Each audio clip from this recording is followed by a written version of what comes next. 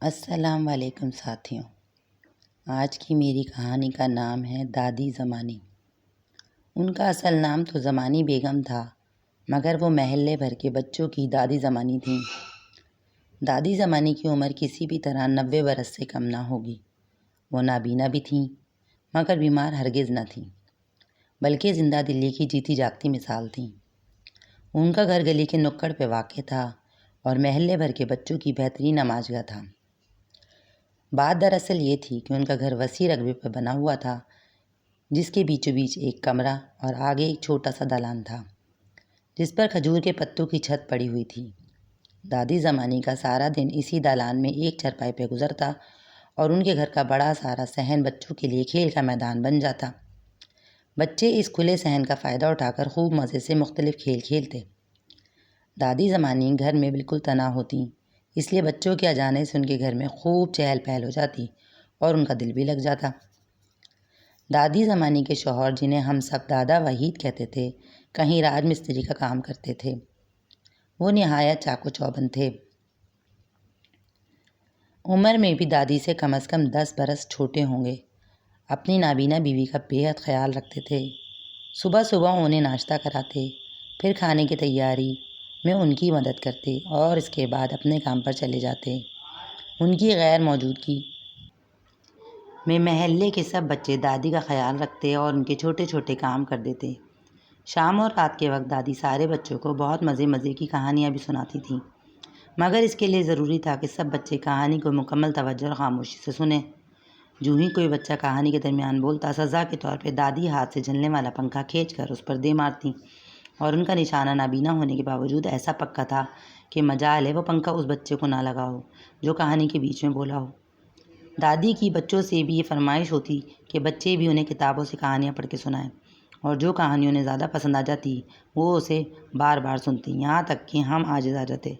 کبھی کبھی وہ کسی بچے سے نعت سنتی جو کسی سے کوئی ملی نغمہ، کبھی وہ بچوں کے ساتھ مل کر خود بھی کورس کے انداز میں گیت گاتی۔ ان کی آواز بھی اچھی تھی۔ محلے بھر کی تمام شادیاں دادی کے گیتوں کے بغیر ادھوری سمجھی جاتی تھیں۔ وہ امیر خسرو کی شادی بیاہ کے گیت بہت رچاؤ سے گاتی تھیں۔ محلے میں جب بھی کبھی محفل میلاد منعقد ہوتی، دادی اس میں ضرور نعت خوانی کرتی۔ دادی زمانی ہم سب بچوں کی دوست تھیں۔ کبھی کبھار اس دوستی میں لڑائی جھگڑا بھی ہو جاتا اور کچھ دنوں کے لیے سفارتی تعلقات بھی منقطع ہو جاتے، مگر ختم نہ ہوتے۔ ایک بار دادی نے مجھ سے وہی ملی نغمہ سننا چاہا جو میں انہیں سنا سنا کر تنگ آ گیا تھا۔ میں نے انکار کر دیا۔ بس میرا انکار کرنا تھا کہ انہوں نے مجھے اپنی راجدھانی سے نکلنے کا حکم دے دیا۔ بظاہر تو میں ان سے خفا تھا اور ان کے گھر نہیں جا رہا تھا، مگر در حقیقت ایسا ہرگز نہیں تھا۔ میں روزانہ چپکے بغیر آہٹ کے ان کے گھر جاتا اور انہیں دیکھ کر واپس چلا آتا۔ دادی کی ایک عادت یہ بھی تھی کہ وہ تنہائی میں خود سے بآواز بلند باتیں کیا کرتی تھیں۔ انہی دنوں برتن مانجتے ہوئے بلند آواز کہہ رہی تھیں، 3 دن ہو گئے وہ میرے بارے میں نہیں آیا، اللہ خیر کرے، سچ مچ ناراض ہو گیا ہے۔ پھر اگلے دن وہ دیواریں پکڑ کر ہمارے گھر آ گئیں اور امی سے میری شکایت کی۔ لو بتاؤ، میں نے ذرا سا کیا ڈانٹا کہ ناک لگا لی اور اب تک روٹا بیٹھا ہے۔ میں روزانہ یاد کرتی ہوں، امی نے مجھے ڈانٹا اور پھر ہمارے درمیان صلح کروا دی۔ والدین کسی بچے کو دادی کے گھر جانے سے نہ روکتے تھے۔ رات کے وقت اگر کوئی بچہ اپنے گھر پہ موجود نہ ہوتا تو یقیناً اس کا ٹھکانہ دادی کا گھر ہی ہوتا، جہاں وہ کوئی دلچسپ کہانی سن یا سنا رہا ہوتا۔ دادی کا تعلق دہلی سے تھا اور دہلی کا چٹخارا ان کی زبان سے آیا تھا۔ دادی بلا کی چٹوری تھیں۔ ہر موسم کا کھانا ان کے ہاں پکتا تھا۔ مسالے وہ خود تیار کرتی، البتہ چولہے ہانڈی کا کام ان کے شوہر کرتے۔ دادی کے منہ میں ایک بھی دانت نہ تھا، مگر مجال ہے جو کسی ذائقے سے محروم رہ جائیں۔ اس کے لیے انہوں نے پیتل کی ایک چھوٹی سی پن کٹی رکھی ہوئی تھی۔ یہ پن کٹی ایک چھوٹی سی اوکھلی اور موصل پر بنی ہوئی تھی۔ اس میں وہ پان کوٹ کر کھاتیں اور موسموں کی دیگر سوغاتیں مثلاً مونگ پھلی، چلغوزے اور اخروٹ کی گریاں بھی وہ اسی میں کوٹ کر کھاتیں۔ ان کی زبان دہلی کی بامحاورہ زبان تھی۔ چھوٹی سی عمر میں ہم نے ان کے ساتھ رہنے کی وجہ سے بہت سے محاورات سیکھ لیے تھے، اور پھر بعد میں اردو میں ایم اے کرتے ہوئے بھی ہمیں بہت کم لغت کا سہارا لینا پڑا۔ دادی اس اندازے سے اپنے سارے کام بخوبی کر لیتی تھیں، مثلاً جھاڑو دینا، برتن دھونا، سبزی کاٹنا، مسالے تیار کرنا، سر میں کنگھی کرنا اور چوٹی گوندنا وغیرہ۔ وہ نہایت صاف ستھری رہا کرتیں، نابینا آنکھیں ہمیشہ سرمے سے سجی رہتیں، خوشبو بھی لگایا کرتیں، کرتا پاجامہ اور صدری ان کا مخصوص پہناوا تھا۔ گرمیوں میں باریک چادر اور سردیوں میں اونی چادر ضرور اوڑھتیں۔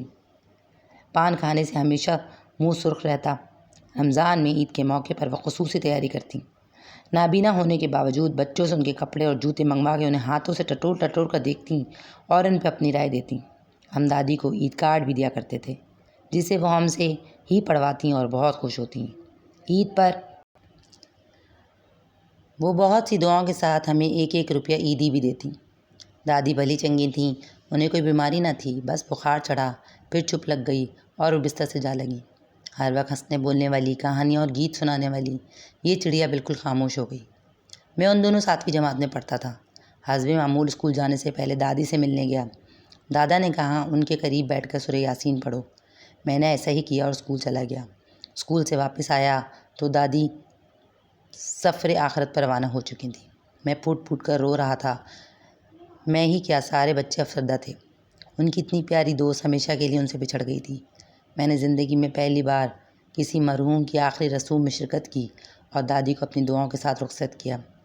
آج پیچھے مڑ کر دیکھتا ہوں تو اندازہ ہوتا ہے کہ ہمارا بچپن بھی کتنا سادہ اور معصوم تھا، اور اس دور کے لوگ بھی کتنے سادہ لوگ اور معصوم تھے۔ آج کسی محلے میں کوئی دادی زمانی نہیں جو بچوں کی تربیت کر سکے اور انہیں سچے اور مخلص دوست ہونے کا احساس دلا سکے۔ شاعر نے ٹھیک کہا ہے کہ ایک نیا دور جنم لیتا ہے، ایک تہذیب فنا ہوتی ہے۔ تو کیسی لگی آپ کو میری آج کی کہانی؟ اگر اچھی لگی تو پلیز میرے چینل کو لائک اور سبسکرائب کریں۔